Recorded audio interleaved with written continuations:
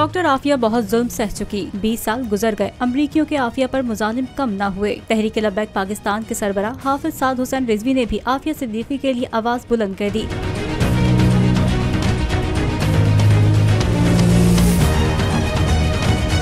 हाफिज साद हुसैन रिजवी ने अपने पैगाम में कहा है कि हमें पता है माओ बहनों की इज्जत क्या है। जिन्होंने आफिया सिद्दीकी बेची हो उन्हें नहीं मालूम माओ बहनों की इज्जत क्या होती है। हाफिज साद हुसैन रिजवी ने कहा है कि ये लोग वज़ारत उज़्मा की सीट पर बैठकर भी कभी आफिया का नाम नहीं ले सके। इन बेशर्मों को अब कौम की बेटी के लिए जगाना होगा।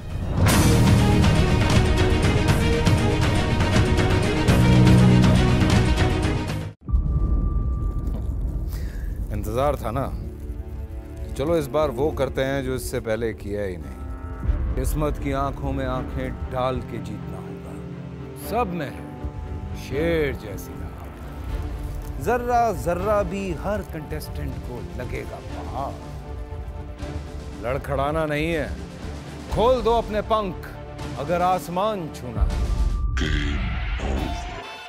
अबे लग रहा है ये सब पहले भी कहीं सुना है।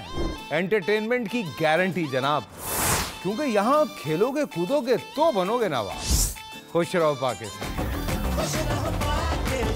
खुश रहो पाकिस्तान बुध और जुमेरात शाम 7 बजे सिर्फ बोल एंटरटेनमेंट पर।